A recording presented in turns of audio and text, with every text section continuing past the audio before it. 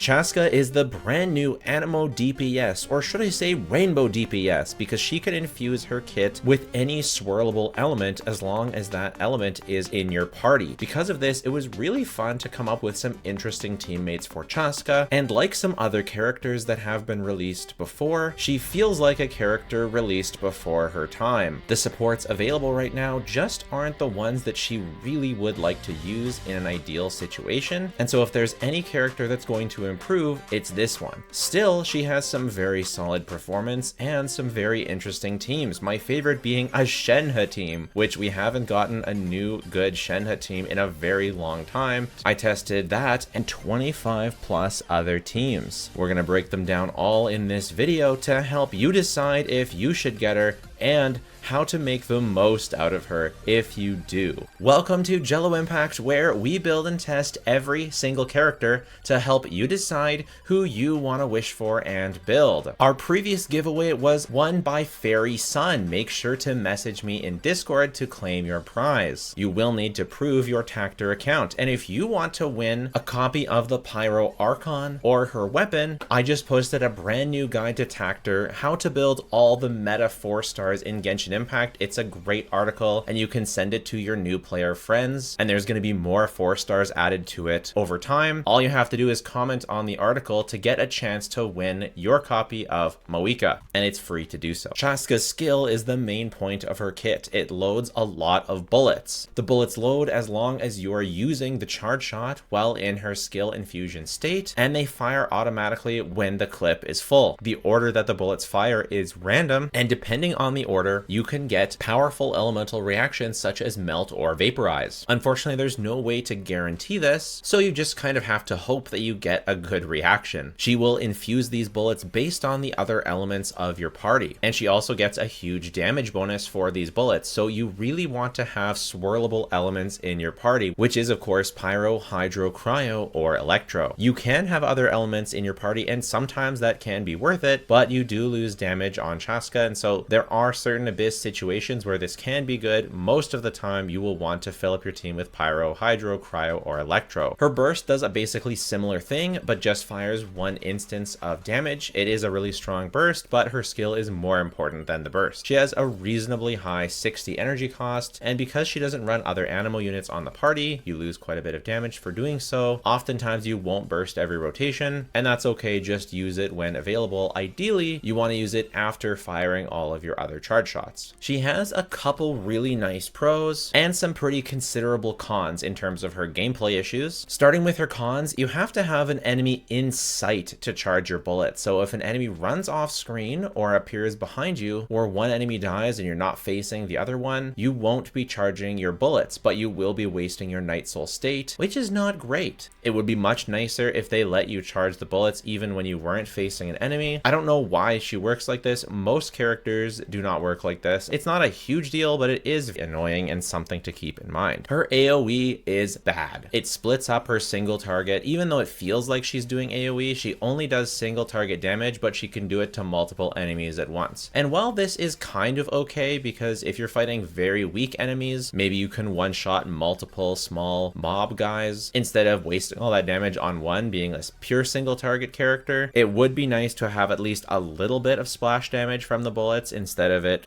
distributing evenly across all the enemies. Her final con is the circle impact is definitely real, although it's okay to be in Bennett's circle because she can shoot from a range. If you happen to have someone like Xiangling on your team, you want Xiangling to be in range of the enemy, and so staying in the circle while also following the enemy can be quite annoying, and you don't get to make use of her range if you have to be close to the enemy with Xiangling. For her pros, she has really nice interruption resistance, like really nice, and being above a lot of enemy attacks means that you'll also avoid a lot of damage, which is very useful. In addition, she has a pretty good range. She can't hit all the way across the abyss, but she can hit pretty far. Definitely a range that's better than others. If there ever is a mobile Bennett, kiting moving around while aiming at characters and moving away from their attacks might become a very viable strategy. Right now it's not quite, but that range and interruption resistance is very, very, very nice. It's a lot. It's very noticeable going to other characters who don't have it. I would say that although it's not infinite interruption resistance, you really don't need a shielder with her. It's nice to have. It's definitely comfy. Really big attacks, especially ranged attacks from enemies, can knock you around, but lots of attacks don't. So that's really, really good. One other pretty strong quality of life for Chasca is that the ease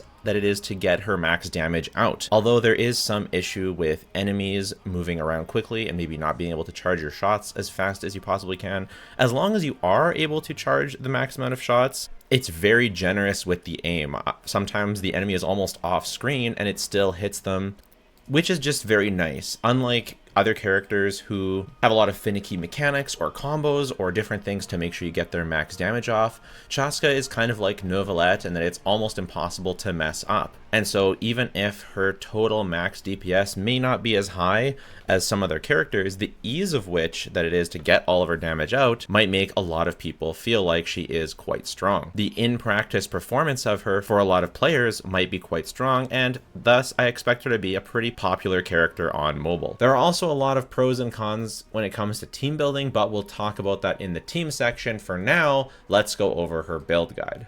For her level, you do want to level 90 her eventually. She is a DPS that scales off of talent damage, and she's attack scaling, not HP or defense scaling, so it's not as important that you 90 her as some. She does some electrocharge reaction damage, which does do a lot more at 90, but she only swirls like once per charge shot, so it's not a ton of swirls, so you're not missing out a ton by leaving her at 80. Eventually you can do it, but it's a lower priority compared to a lot of characters. For talents, you will completely ignore her normal if you're trying to be efficient. Her skill has the biggest multiplier, so you definitely want to level that. I've crowned it. It's big multipliers, so it is worth it to crown eventually if you're looking at crowning characters, but if you want to save resources, leaving it at level 9 is fine. And burst, I don't think is worth crowning because you don't end up using every rotation. Just leaving it at level 8 or 9 is the way to go. For weapons, her signature is best, around 30% better than the best in slot free-to-play option, the Song of Stillness, and about 15% better than her second best, Aqua. If you have Linny's weapon, it's pretty darn close to Aqua as well. I'll have a little comparison going right here so you can see the time difference between her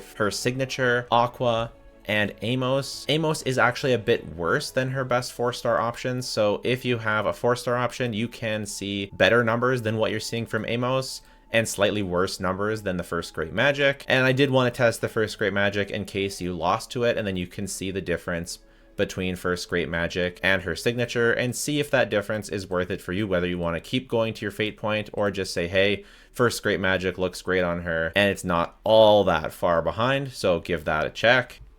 There are a lot of good 5-star bows. Pretty much all of them are going to be solid on Chasca. They're all going to be better than her best 4-star options, whether that be Thundering Pulse or Polar Star. You may have to adjust how you do things to activate their passives fully. The only thing is Polar Star and Hunter's Path give crit rate, and she's already fairly close to overcapping on crit rate naturally, so be careful with that, especially Hunter's Path is not going to go so well. And although you might be tempted to build Elemental Mastery because she's doing some reaction damage, a lot of her damage is unreacted, and so Elemental Mastery overall isn't something you really want to go for on Chasca. So basically a 5-star stat stick bow if you have it, and if not, craft the Song of Stillness. The other one is good as well, but I can't imagine you have a high refinement flower wreathed feathers and you don't have First Great Magic or Aqua, so not really worth considering there. And unfortunately the battle passes, they would be good, but again the crit rate makes it pretty rough. For artifacts, Obsidian Codex is absolutely her best in slot artifact set. You really want to go for this one.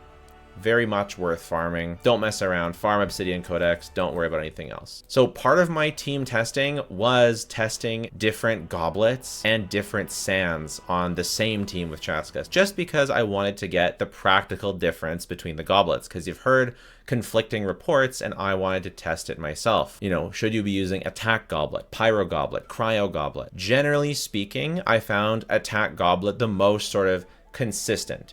But there were a bunch of teams where I was using double pyro, and you don't usually recommend double pyro because you lose a shot, sorry, but because you can get a bit more consistent reactions, either vapes or melts. Even though you don't get as many shots, it still can work out to be a really good team. And on those teams where you do have double pyro, I found a pyro damage goblet to be the way to go. If you do have a rainbow team with 3 different elements, then I recommend the attack goblet. And overall, I'm just going to leave her on an attack goblet because I can't be bothered to switch around and around. I also like to go attack sands. I know she gets a lot of attack, but EM sands, you just don't have consistent enough reactions. You're always going to have reactions, but they're not always the reactions you want, and they're not always contributing to the majority of your damage. The majority of your damage is unreacted, even though you're going to get some nice juicy vapes and melts. Attack sands is definitely still the way to go. Now it's time for what you've all been waiting for, Chasca's teams.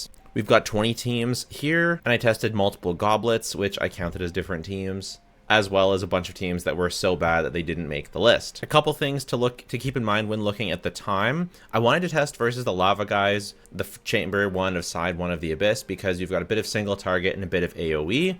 But something to keep in mind is that the Consecrated Beast has really high hydro resistance and high elemental resistance in general. So hydro teams appear weaker on this list than they look, and Shalonen and Kazuha also look better than they are against enemies that don't have as high of resistance. So something to keep in mind, it's not all just about the times. I also tested them, not pictured here, on the second half of the Abyss. I took some of the better teams and tested them against Chamber 1 Side 1, the Gravity Spinning Top guy, and that showed a clear bigger difference in what were the top teams, which were the Furina Bennett Xiangling version and the Furina Bennett Auroron version. Overall, I would definitely go with the Furina Bennett Auroron version as the overall best in slot team for Chasca. Pretty much exactly what we all thought going into this. My Auroron C1 and his time performed almost identical to the Furina Bennett Xiangling version, but without the super cringe circle impact that Xiangling brings. To play Xiangling on this team, you want to be right up close to the enemy, but Chasca wants to attack from a distance, ideally, or at least a little bit of a distance, or you don't want to be forced to be right next to the character because she can. So Auroron gives you that flexibility, which is very nice. He still doesn't have the biggest AoE, but at least it's a lot bigger than Xiangling, and it isn't tied to Chasca specifically. You can be on the other edge of Bennett's circle with Auroron still hitting. Also, when you get more constellations for Auroron, especially C6, he's going to buff Chasca more, and he does personal damage increases for his other constellations as well. So yeah, overall, this is the best team. But keep in mind, Chasca doesn't have the greatest synergistic teammates overall. Yeah, Auroron's decent, but he's not the ideal element. You'd really want more of a cryo unit here if you could have a cryo user using the scroll set. And what do we have coming up next? Probably, well, good old Granny Citlali is probably going to be coming soon, as well as the Pyro Archon is surely coming soon. And if I were a betting man, I would bet that one or both of these characters are going to be an upgrade for Chasca's teams. No spoilers, but I wouldn't at this point go ahead and just try and get as many Auroron constellations as you possibly can, because it's very possible that these two remain her best teammates and it's Auroron that gets replaced by some future character, whether it be Citlali or Moika. As we know, and as we're going to talk about later, a cryo character in this slot is quite good, and Xiangling is a pyro character in this slot. It's very possible that Moika and Citlali replace these two, forming a new best in slot team. So I really want you to think about that before wishing too many times to get lots of copies on Auroron. And so if you're not going to use Auroron, I think if you have an already built Fischl, that's a very smart character to use in the meantime. I found her clears were actually quite competitive versus other teams, which was very nice. If you want, you can try and cope with Kujosara here. She does give a nice attack buff and a crit damage to electro damage, which Chasca will do some of. Unfortunately, though, it's actually the Hydro and the Pyro bullets that are doing more damage, and Kujosara is not giving crit damage to the Hydro and Pyro bullets, so that's a bit yikes. Yes, you get the additional shells when compared to a Xiangling double Pyro team, because Xiangling is stealing one of the shells by being a Pyro. You ideally want to run a Rainbow team with Chasca. But because you're getting more consistent Pyro and Hydro bullets, you're vaping more often than not, and you can run a Pyro damage goblet, so that's what pushes this team ahead. But yeah, Kujosara, it's fine, but not as good as Auroron, which you'll hopefully get at least one of. Looking back at the footage, it actually seems like the Sara and Fischl version were about on par, so although the final clear time ended up being slower, It looks like that was mostly just a skill issue, and the damage that it's doing is very comparable. Still not as good as Ororon though. Yai, similar thing, also not as good as Fischl or Ororon. Moving on from the electro characters, looking at Xilonen and Kazuha, both of them performed well, especially on the first half. The enemy having really high elemental res means Xilonen and Kazuha are going to perform better than against enemies that have a lower elemental res, but overall it's still a very strong team. It's going to be a ton better if you have Chasca C1 or C2, because right now running a Geo or Animo unit is going to be stealing shells from Chasca. I will say I got better times with Xilonen, but potentially if you can min-max a little bit with Kazuha's energy generation, because he can generate some Animo particles, so maybe that can let you burst every rotation, maybe. So that's something to consider, in which, and also Kazuha groups, so that's also positive, but it doesn't really actually matter that much for Chasca, since she does the same AoE damage regardless of whether they're grouped or not, basically. So Xilonen definitely a good option. Sometimes Xilonen was her best team, so something to keep in mind for if you're fighting enemies with high resistance. Since Xiangling worked well, and that was a doubling up on element, I did also try Mona here, but I couldn't find it worked that well. Maybe the Owen buff just doesn't last long enough to really be impactful. Maybe I got unlucky with shells. Maybe it's just the fact that the boss has really high hydro res and you're getting a lot of hydro bullets, so maybe this team performs quite a bit better under normal circumstances. It should be okay, right? It buffs some vaporize, it buffs hydro damage, it buffs all your damage. Hydro resonance doesn't do anything for you, but Mona should be okay in general. I tried to use Thrilling Tales, bit of energy issues, but you can make it work if you give her enough energy. I couldn't shake the feeling that the Mona, Furina, Bennett team should have been doing better, so I tried on the second side, and wow, did it make a huge difference to not fight an enemy who had Hydro res. That much was obvious, but since this team is the only team that doubles up on Hydro, it is extra impactful, and as you can see in the footage here, the actual clear time on the second half of the Abyss was actually on par with the Ororon and with the Xiangling variants on the second side. So C1 Mona with Thrilling Tales running Tenacity is actually a super viable team. Definitely try it out if you have Mona. And then moving on to the Cryo characters, especially Shenhe. Shenhe was one of my favorite characters to pair with Chasca. It's super cool to finally have another character that has a decent synergy with Shenhe. It's not perfect because Shenhe wants to buff multiple Cryo characters. Ideally, the whole team would be Cryo and everyone could benefit from Shenhe. Ideally, one day we'd have a resistance down character, damage percent buffer, everything on, and lots of damage dealers, and everyone is Cryo. And so Shenhe can buff all members of the team and her energy is boosted. That's how we get Shenhe buffs in the future. This is still one of Shenhe's better teams, but because she's only buffing one character's damage, it's impressive that it's even competitive to the other teams.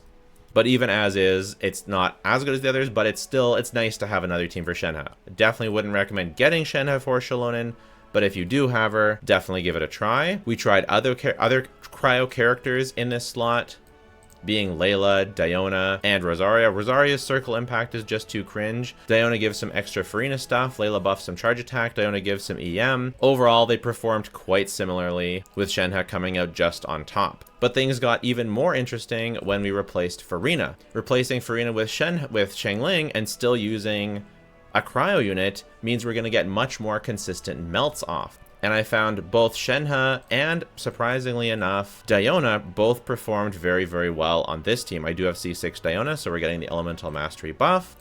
And I was using Shenhe on Fab. Both of these teams have very, very high single target bursty damage.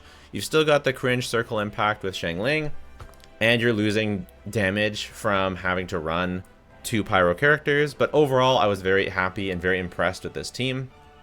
Maybe Citlali could replace Xiangling on this team, and even though you still have 2 Cryo characters, maybe you can run a Cryo Goblet. Maybe Citlali will do some damage. Shenhe can buff her. That could be something interesting. More than likely, though, Citlali will replace Shenhe, and you'll still use Furina, but we'll see what's going to happen. And yeah, if you don't have Shenhe, Diona actually performed equal while also having a shield, but I just want to cope and say that Shenhe's better. I think overall Shenhe is better, but I did get the same times.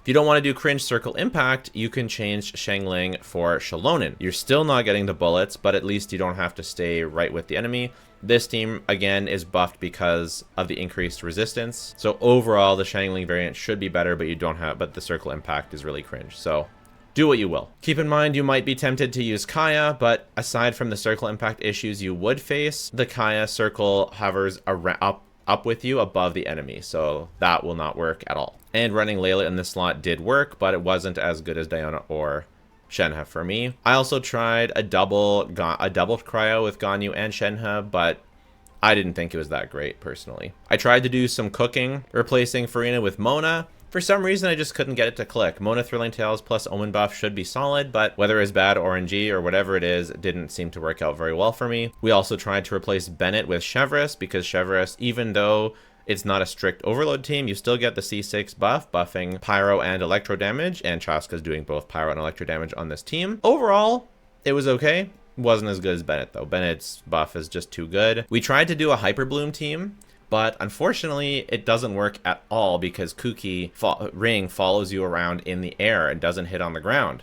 People suggested trying to go to Raiden, but unfortunately Raiden isn't a healer, and so then you have no healing for Furina, and then maybe you can replace Furina with Yolanda Singh Cho, but no, Chasca doesn't do normal attack damage. So overall, Hyper Bloom unfortunately just does not work. Even though I think it would have been actually okay doing Electro and Hydro damage and being buffed by Furina, it would have been okay, I think. We weren't doing totally awful damage. If we were able to actually get any Hyper Blooms, I think it could have been okay. But unfortunately, with Kuki following you into the air, it just does not work at all. And the very last thing we did was just for chat. I was testing on stream, and so I did test C6 Farazan because Chasca does do some animo damage, but her animo multipliers are really, really low. And so Farazan was basically running nothing. It was terrible, and I knew it would be terrible, but lots of people in chat really wanted to see. But understand, in Chasca's kit, there's very little animo damage going on. So Farazan does basically nothing here. Chasca really is an infusion DPS, not a rainbow DPS. So those are all the teams. And I wish that there was a little more cooking that we could do, but I think that future units are going to be exciting for Chasca. I think when a new unit's announced, it's going to be interesting to think, how can I fit this unit onto my Chasca team? I do think she will get better in the future, and I'm excited to see where it goes from here. I would like to talk at this point about her vertical investment. So I showed the weapon calculation earlier on, and I said it was a fairly small difference. You can definitely feel it. You feel the power going to her signature weapon, but there's also a pretty big upside to going for her constellations. C1 gives you an additional elemental bullet, as well as increasing the chance of getting an elemental bullet when you only have 2 types in the party from 66.7 to 100%. So overall, a really solid damage increase, not quite as big as the damage increase from a 4-star weapon to her signature, but if you have another 5-star stat stick, it might be bigger. Then C2 gives her another bullet and also 400% of attack done as damage in AoE. So it gives her a little bit of AoE, not a ton, but it does help with her AoE problems, and it makes her even less reliant on using 3 different elemental types. And really, when you think about reactions, you would ideally like both of the elements to react off of each other. So basically either Hydro and Pyro or Cryo and Pyro would be the ideal teammates with Chasca. When you add in Hydro and Cryo together, you can get Freeze, which is not really a reaction that you want. So whether or not I would go for a C0, whether or not I would go for a C1 or her weapon, I would probably go for a weapon if I didn't have any 5-star bows, but if I had a 5-star bow, I would go for her C1 to open up new team comps. Then I would probably go for her weapon and then go for her C2. But, you know, she's kind of a constellation and low vertical investment bait character because she gets a ton of value from all of these things. They all stack really well. Just like most of the characters lately, she is definitely constellation bait. But even as you saw, she's fully capable of clearing the Abyss, even at C0 with a 4-star weapon. So don't feel pressured, but that's the order that I would personally go in if I were considering constellations. Now moving on to talking about her value and power level. At this point, she does really good single target damage. When we look at just single target performance, it's actually very competitive to the top DPSs in the game, whether it be Arlecchino, Mualani. It's very, very impressive single target. With future buffers that have better synergy with her kit, she could become the best single target damage dealer in the game if you consider her, say, having her weapon. I would say the fact that her weapon is such a big increase compared to characters like Novelette and Mualani. Well, Novelette's is quite big too, and Mualani, it depends if you consider Widsith and the fact that it's reset impact or not. And Arlecchino, it depends if you have another 5-star stat stick as well. Most of the top DPSs get a big bump from their weapon. Chlorand as well. So it's actually kind of hard to say. It really depends on your own account investment. But she's pretty, at least she's very close to the top in single target damage. The problem with her is that she completely falls off in AoE. Like completely.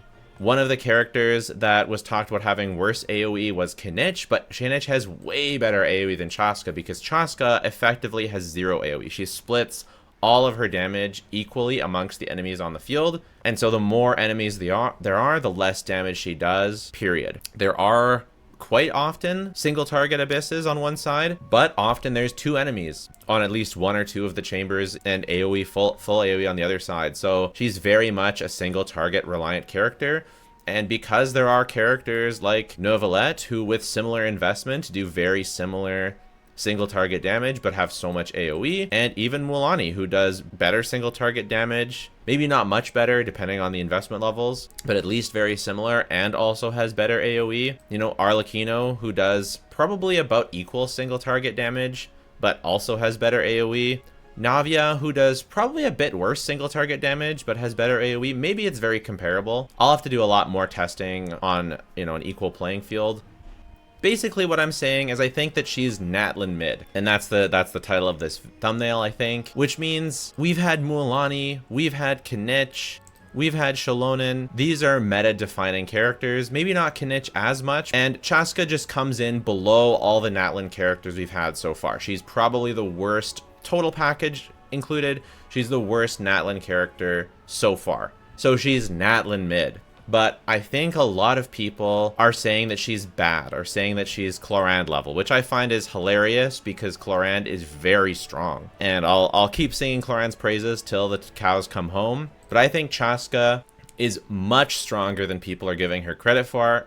For example, I did some damage comparisons versus Wanderer, both on Furina teams and on shielded teams, and against Zhao. And Chasca just got consistently faster clear times than Wanderer. So I would definitely say that Chasca is way easier to play. For Wanderer to get the same clear time as Chasca took me so many resets. Chasca is so much easier to play, it's not even funny. I doubt very many people will be able to get great clears that are Chasca level with Wanderer.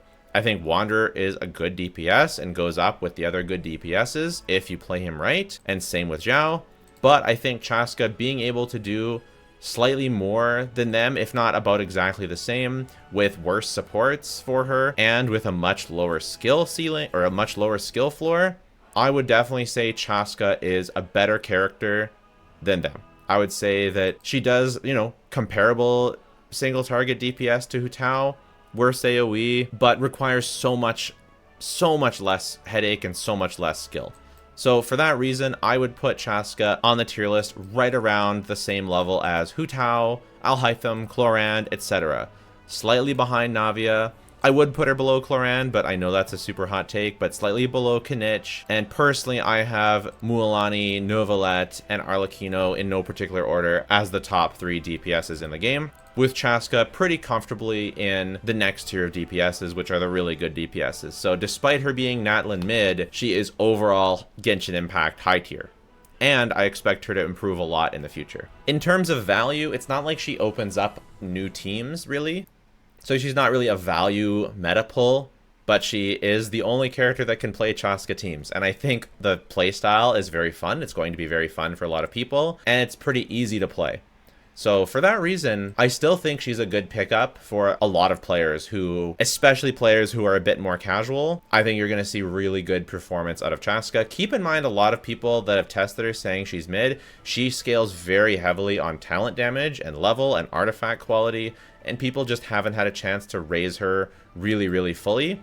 So mine is a crowned skill. So she's very well invested for me. But keep in mind, for a lot of people that may be downplaying her, that's why. So yes, she has a bunch of issues. Yes, she's not a top meta DPS, but she's very easy to play, and she will improve in the future. Almost certainly. Finally, talking about overworld and design, I find her overworld is great in Natlin and disappointing outside of Natlin. I think that's okay, but just keep in mind, like, she just doesn't fly all that far.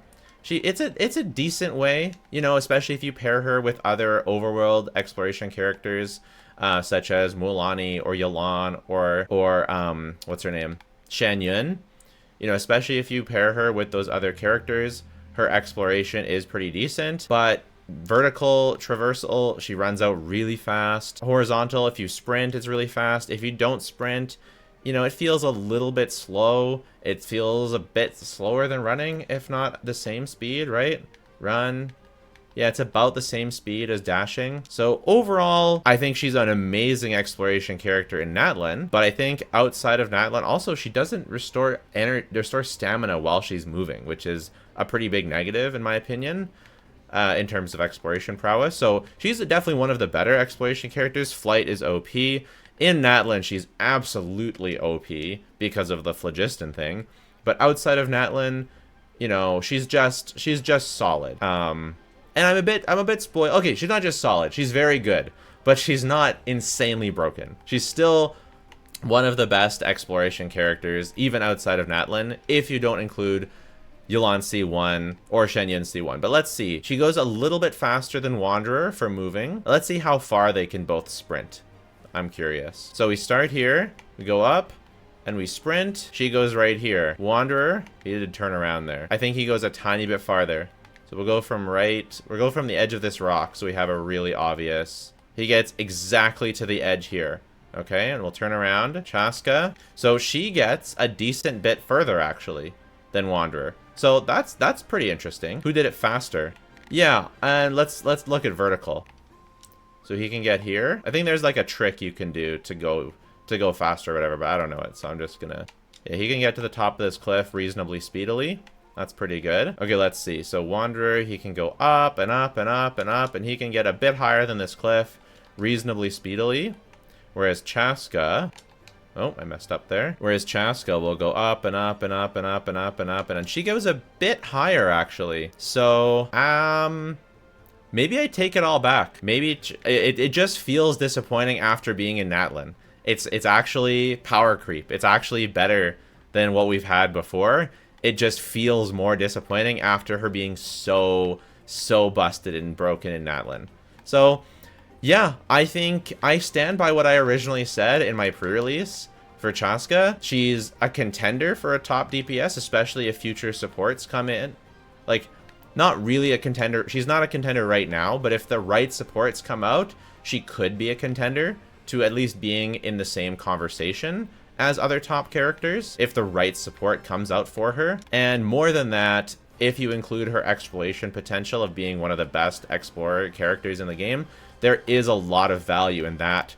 And I think it's important to look at both, right? If you like to explore in Genshin Impact, and you getting a DPS that you can explore with is very valuable. You can't discount that. Obviously, Mualani has great exploration as well, so that's nice, but characters like Novelette, like Arlecchino, they're a bit lacking in exploration, whereas, you know, Chasca has arguably the best exploration in the entire game. So, for all those reasons, you might want to consider Chasca. One thing is you'll have to get over the goofy gun if you know, it growing on me a little bit. Some days I really hate it, some days I don't hate it as much. Right now, I don't hate it as much. Maybe it'll come around, but for me, it's a bit, I don't know. I wish we had more things like that in Natlan that made it not feel as out of place as it does, because that's my main thing, is it feels a little out of place with the lack of other technology like this in Natlan. And so if we had other technology like this, it would feel less out of place to me. So that is maybe my main issue with her design. Otherwise, personally, I actually really like her design. I really like her hat. I like her aesthetic. I like her uneven pants. I like her, you know, her leather suit. I think she looks great. I like her hair. So let me know your thoughts. Let me know if you're gonna get Chasca. Let me know if you disagree with anything I said in this video, and please consider subscribing. It really helps me out, but if you don't want to do that, that is totally fine. Just watching the video has been more than enough. Thanks so much. Bye for now.